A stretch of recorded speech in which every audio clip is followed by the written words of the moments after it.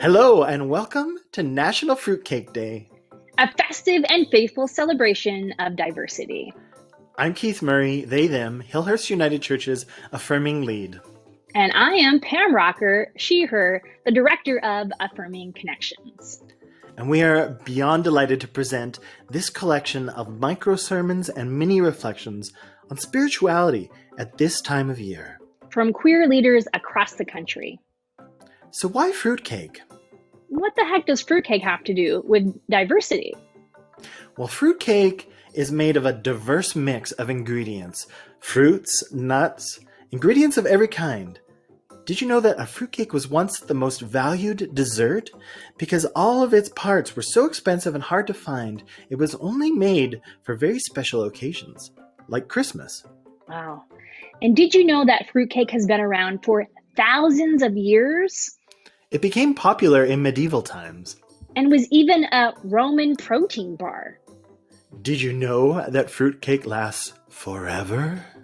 It really does. An explorer found a 106-year-old fruitcake in Antarctica. And he said, quote, it was almost edible. Famous gay author Truman Capote immortalized fruitcake in his 1956 A Christmas Memory, when the main character gazes out the window and says, "Oh my, it's fruitcake weather." Did you know every year in Colorado, there's an annual fruitcake toss? Getting back to its medieval roots by using catapults. Now, late night show host Johnny Carson joked once that there's only one fruitcake in the entire world, and people keep passing it around. So we know fruitcake hasn't always been the most beloved dessert. Or term. In fact, for many years, people in the LGBTQ plus community were considered to be mentally ill and were said to be nutty as a fruitcake. But we're here to denounce that narrative and reclaim fruitcake on National Fruitcake Day to celebrate the diversity of LGBTQ2SIA plus people as beloved children of God. Each of us a valued ingredient. Fruitcake reminds us of what it means to be affirming and inclusive. Because every ingredient belongs. Just like all of us belong. And the diversity and the difference of each ingredient is exactly what makes it so special. So what's in a fruitcake? Well, fruits of all kinds, of course. So even if you're feeling like sour cherry? Yeah, you're included, or maybe you're feeling as sweet as a peach. Unsweetened apricots are invited too? Yeah, fresh plums and dry old prunes are welcome too. Even dark and golden raisins are included. A little bit of crystallized ginger, you're welcome here. Preserved old pears. Citrus zest of any kind. And maybe this time of year is bittersweet for you. And that's okay. Bittersweet chocolate is a main ingredient. What about figs? Oh, God loves figs. Walnuts, chestnuts, hazelnuts, pecans, almond slivers. Ooh, it seems like every nut is included. Even nutmeg. So true. And you might be feeling a little spicy. Got a little cinnamon in you. Well, good, you're invited. Fruitcake is kind of like the love of God. Everyone gets to belong and have a place.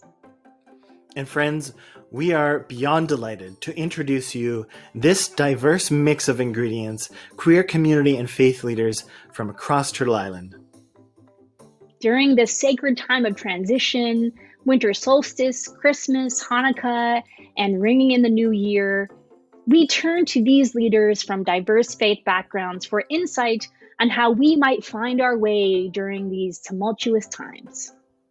So please welcome our guests, including the Very Reverend Jordan Cantwell, Reverend Laura Fouhse, Kim Haxton, Jess Burke, and Reverend Mark Chiang. Thank you all for celebrating with us. So enjoy this delicious fruitcake dish.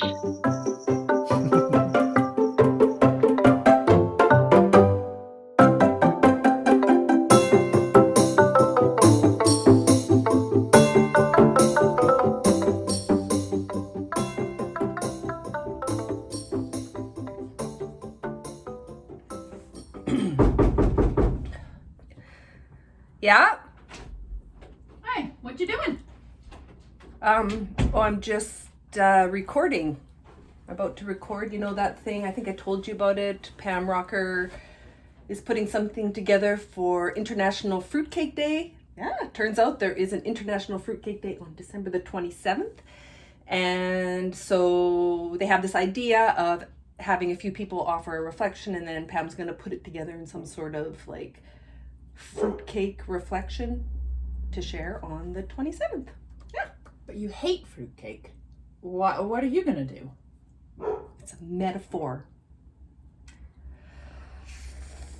Well, but since it is right around Christmas time, I thought I would say something about the radical love of God, you know?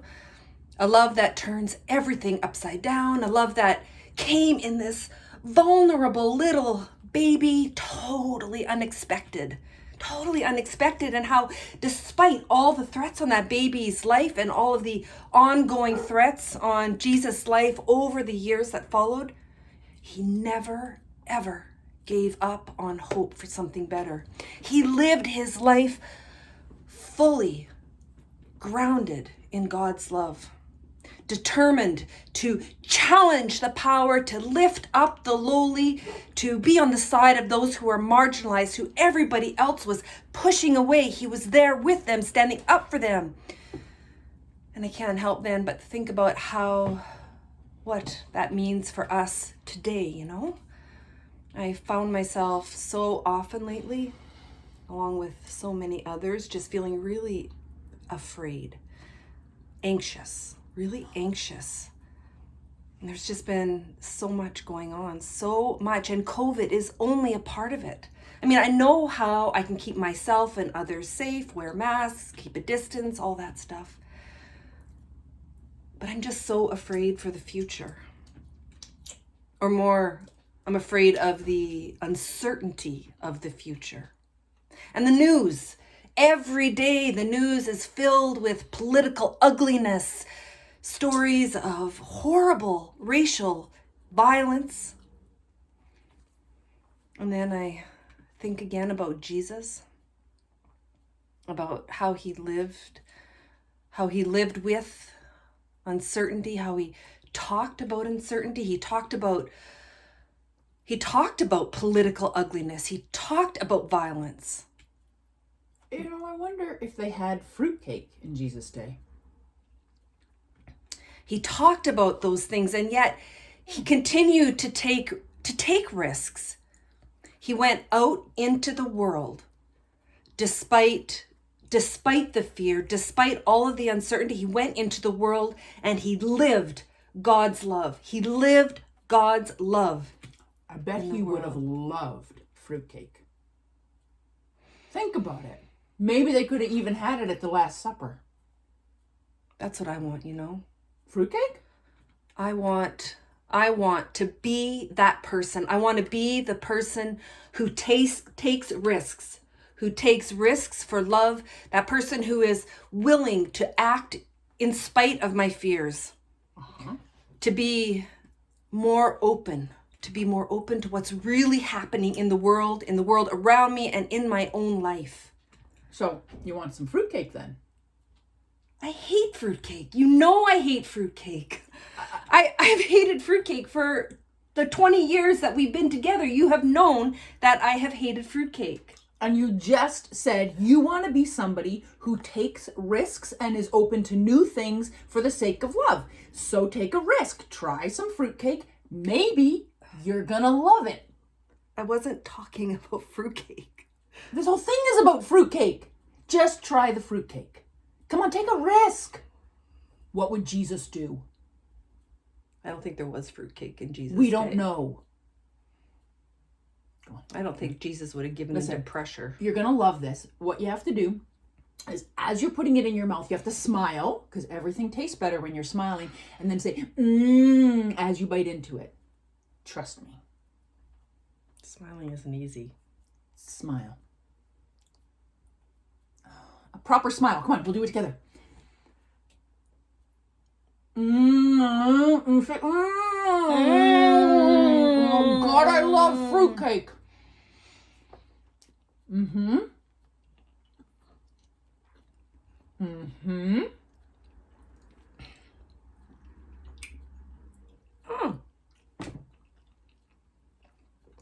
This must be a new kind of fruitcake. No, it's the same kind of fruitcake. You're just a new kind of person. Told you, Christmas is all about fruitcake. Wait a minute. I thought Christmas was all about Jesus. Oh yeah, him too.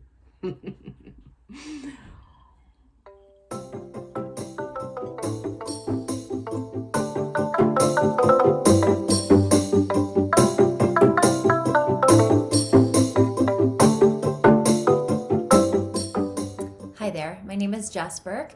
My pronouns are she and her. Thank you for having me as part of Fruitcake. I'd like to say thank you to Pam Rocker for inviting me. I am coming from the Jewish experience. I understand that by the time you will be watching this, it'll be December 27th. So, hey, Hanukkah Sameach and Merry Christmas, which will both have already passed. And if you're wondering, okay, when is Hanukkah this year? When does it happen? That's fine. Me too. It is on the 25th of the month of Kislev, the Hebrew month of Kislev. Eshlim Bechamesh Kislev.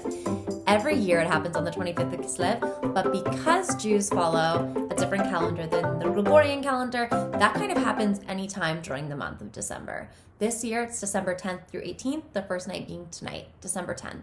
I love Torah, I love Jewish liturgy, I love discussing religious texts, but more than that, I love the human experience. I love listening to personal narratives. I love listening to people's lived experience, shared stories, and I love the ability to hold space surrounding that. And so when discussing the story of Hanukkah, I think that what is so interesting are the themes that we have to dig a little deeper to get to. I assume that some people know a little bit about the story of Hanukkah, but if you don't, that's okay. I would love to share some of it with you. The story of Hanukkah is in 1st and 2nd books of Maccabees, but those aren't incorporated into the canonized Tanakh or the Hebrew Bible. They are part of the Old Testament for lots of different Christian groups, however. When rabbis were asked why the story of the Maccabees and why the story of Hanukkah shows up in the Mishnah but is never really explained, there's no detailed laws, the reason was because it's a holiday but not a holy day. And so they didn't feel that it was consequential enough to actually provide a whole lot of liturgical response to. That being said, Hanukkah does occur around the time of Christmas. It's celebratory, the message is beautiful, the story is great. It is a wonderful time of year to reflect, to talk about things like rededication, to talk about being authentic, to talk about values. But it isn't a religious holiday for us, actually. More than 2,000 years ago, the Jewish community in the land of Israel revolted against the Greek-Syrian dynasty that was trying to proselytize and force Jews to pray to many Greek gods. Jewish people are monotheistic, and this, of course, wasn't something that they believed in. And so a group of young men, the Maccabees, rose up, revolted, and rebelled. They used their brains, they used their bravery, they were very unarmed, and they were able to win back the temple. The word Hanukkah literally means establishment or dedication, and it goes to discuss the reestablishment, the rededication of the Second Temple of Jerusalem. Jewish people kind of categorize life historically into First Temple era, Second Temple era, Third Temple era, if that exists for you. The First Temple era existed, the temple was desecrated. This was during the time of the Second Temple. They were able to take back the temple and rededicate it, reestablish it. There was a light, a lamp that should have been on in the temple. When they were there, they were able to find oil, kosher oil, that should have been able to last for a day. And instead it lasted for 8. That's the miracle that we know about, and that's the miracle that we talk about. But there are a few more miracles that I'd like to discuss. One of them being, is it not miraculous that they were able to take back the temple? Is it not miraculous that there were that there was oil there at all. When we think of the Maccabees, when we think of the revolt, when we think of the struggle, I think we often look at it as though the fight were a week, or the fight were a few days, or it was one big bang. But this revolt actually went on for 3 years. There is a miracle in being able to fight for your convictions for that long, that hard. When I think about the story of Hanukkah, I do think about querying texts, about looking at those through a queer lens, and I draw comparisons on what does the queer community have with the Maccabee experience or with the Jewish experience in Jerusalem at the time. Between the story of Hanukkah and the many miracles of Hanukkah, including the culmination of the great miracle of Hanukkah, we also have deep spiritual reflections which might lend themselves to commentary like, God rewarded the Maccabees for being who they were. God saw conviction and saw that people were willing to fight for religious freedom and celebrated that virtue. In advance of recording this, I had the opportunity to catch up with a friend, Rabbi Aaron Polanski in Kingston, Ontario, to discuss what I wanted to bring forward. You know, it's not the Jewish Christmas. What do I want to talk about? What do I not want to talk about? How can we put a feminist angle on this? And what is it that I want to say and how do I want to say it? And we had an amazing conversation in which she reminded me God was there at the miracle of Hanukkah. People lived their life truly and stood up for what they believed in and fought, and God protected them. I think as a queer person who came out when there was no alternative, I had to come out. I had to do the right thing to be okay for me. And these people had to do the right thing to be okay for them. I think about God showing up in those spaces. Of course, I think about God during our celebration of Hanukkah, our observance of Hanukkah, our understanding of Hanukkah. But I am thinking and reflecting on queering texts and on thinking about how it is a miracle to live your life authentically. It is a miracle to live your life safely and securely. It is a miracle for me to live in Canada where we have freedom of religion. It is a miracle to be true and authentic and to be you and to live the life that was meant for you.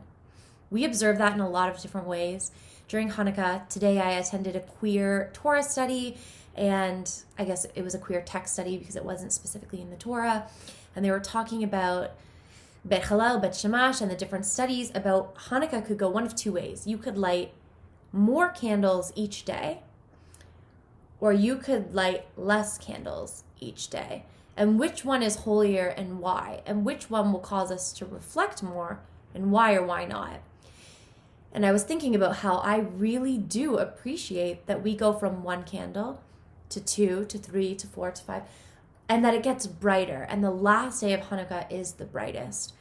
I love our tradition of the miracle of public display, of publicizing the miracle, that we should do a mitzvah, that we should do a good deed and put our Hanukkahs, our menorahs, where you can see them.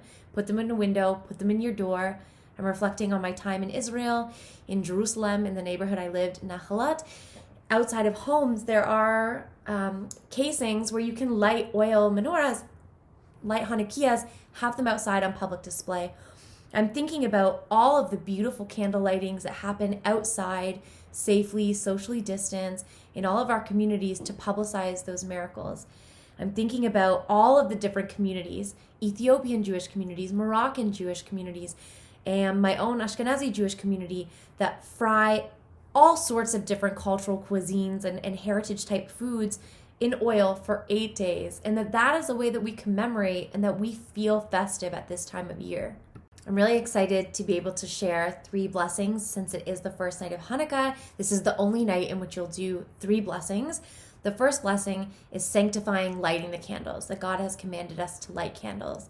The second blessing is honoring the miracle that happened. If you're in Canada, you say the miracle that happened there. If you are in Israel, you say the miracle that happened here on the land, Be'aretz. And the third, only for the first night, is Shehechianu, which is for the first of something when it is a unique, special occasion, celebration, or if you do something annually and once a year, which is just thanking God for the ability to have a new experience or to be together and to cherish what is really a special and significant moment. It is a miracle to live your life in truth. People watching Fruitcake today, you are a miracle. Your existence is a miracle. I'm so glad that you are here. I hope that every single day is lighter than it is dark for you. I hope that any dark periods are chased away by lightness. I hope that you feel supported and uplifted and empowered to fight for what it is that you believe in. And I'm really grateful to have been included and to take up this space. Thank you very, very much for having me.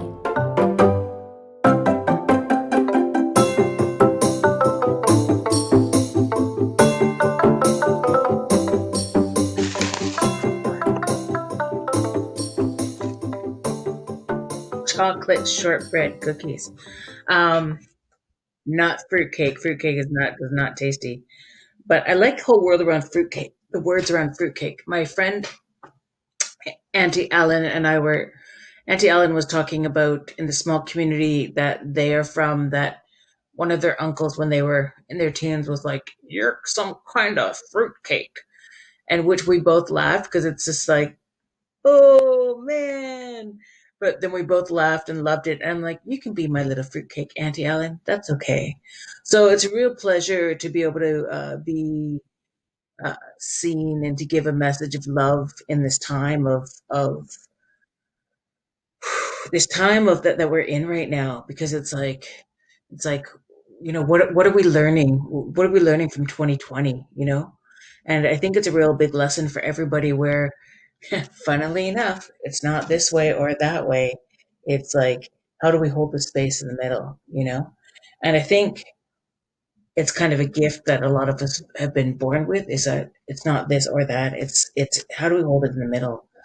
This morning I woke up to an auntie talking at 7 o'clock in the morning, and she was talking about messages that everything is in motion, and that there's a symbol that comes from the Lakota cosmology, and it's this, and it's how everything intersects, how everything crosses over, and at all times, all of these relationships are crossing over, and holding each other and meeting each other, and we have this thing called free will, which is interesting because you know it's she beckoned everybody to, like, how can we actually take up the work. And she said, the spiritual work, it's easy to be like, I don't want to do that. But it's really important that we hold the spiritual work, and that transfers into the work we do here on the earth. She talked about the holy star, right?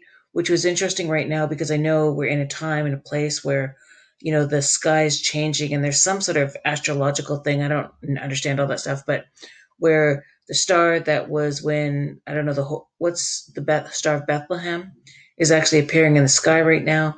And she talked about the holy star is like the transmitter of energy and information to Mother Earth. And Mother Earth is full of all this chaos, that's us, and conflict. And we need to tune in to be able to receive the transmission. I mean, I think in the past week, and the people are having sleeplessness, people are having their bodies, starting to reconfigure, and I was on a list with a bunch of people who are going through stuff, and I'm like, wow, it's this time. And it is such troubled time, and it's easy to get swept away, but to understand that, like a battery is positive and negative need each other. Light and dark need each other. And it's part of the energetic flow of the holy star coming to the earth. It's about time that we kind of stick our little fingers in the socket, so to speak, to get connected. Because I don't know, how else do you say that, right? And I feel it's a great honor. How do we meet the great mystery? And we meet the great mystery. So this was the thing about picking up the spiritual path. How do we meet the great mystery? But we meet the great mystery through submission, which is kind of a tantalizing word on lots of different levels. But it's like, oh, but here it is. But no, I don't want to do it. But we have to do the right thing. What's the right thing? It leads from here.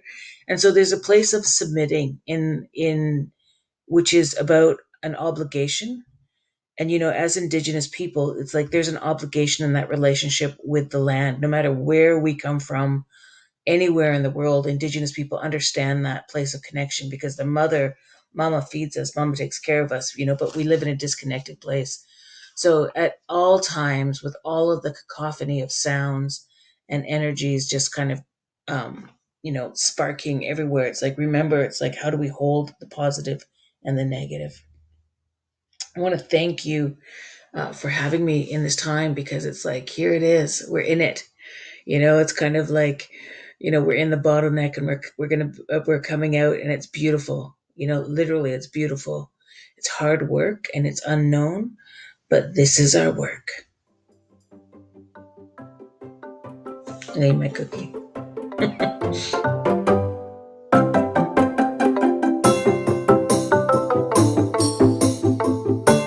Change is hard. Oh, even changes that we want to make, like New Year's resolutions, can be a terrible struggle. We're really bad at change. What can help? Reading your Bible. Well, at least there's one story in the Bible that I think can be a little bit helpful. It's the story of the Magi and King Herod. You'll know the Magi. They're the mysterious men who give gifts to the baby Jesus. They're written into the Gospel of Matthew to be a foil for King Herod. King Herod, known as Herod the Great, was an actual historical person, king of Judea.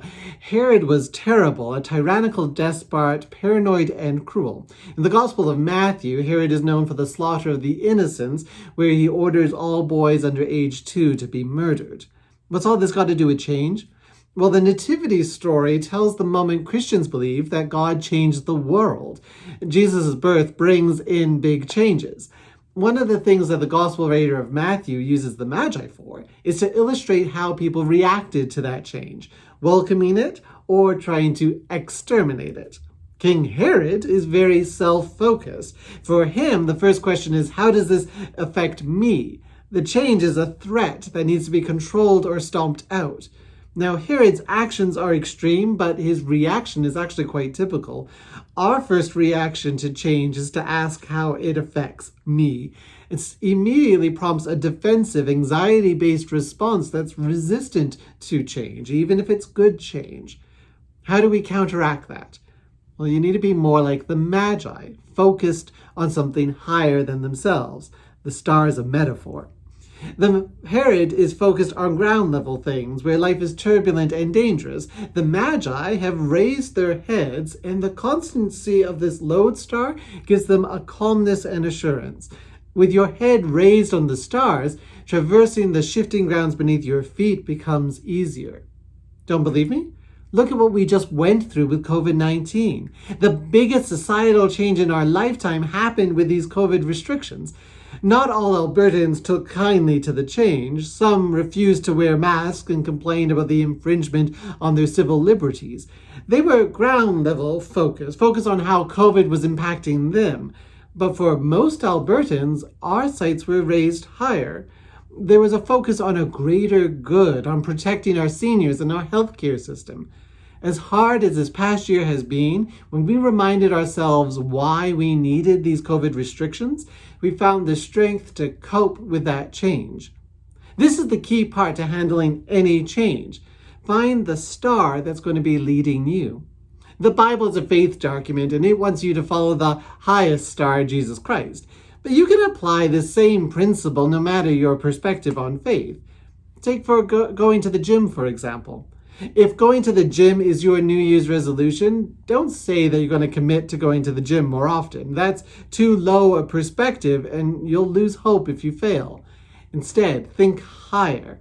Commit to a year of good health. Focus on health in all its forms and why that's important to you.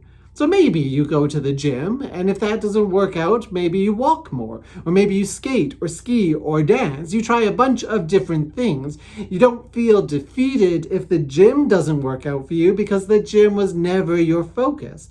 Health was. You're following a higher star. Do you get it? That's just one example, but maybe you're dealing with a change that you had no control over, like losing your job. That's horrible, and I can't take away the grief and stress of that moment, but thinking of the Magi might give you the strength to get through it. A lot of us get bogged down in why we lost our old job and how we get the next job. But what if you raised your heads towards a higher goal and asked, what am I called to do with my life? Maybe your vocation is changing, but your call to be who you're meant to be isn't. Now is the perfect time to discern how you can live out that calling, whether or not you get money for it. 2021 is going to have a lot of changes, good ones and bad. And if you're like me, you've made some New Year's resolutions that you already know you're going to fail at. But if you're going to thrive in this next year and possibly succeed at these changes, I suggest looking up, setting your sights on the stars. Remind yourself where you're ultimately going and what it is that leads you. The stuff on the ground, it's going to work itself out. Don't lose focus on your guiding star. Well, wasn't that a sweet and spicy offering? Yeah, I certainly hope our time together was fruitful. Oh, gosh. Well, I think so. Hang on, Pam. I got you something. You did? Oh, my gosh. What a surprise. You're too kind. Well, go ahead. Come on, open it. Open it. In front of everyone? Yes. Okay. Let's twist my arm. Okay. You didn't. You did. Oh, wow. Thank you so much. This is everything I've ever wanted. Oh, wow.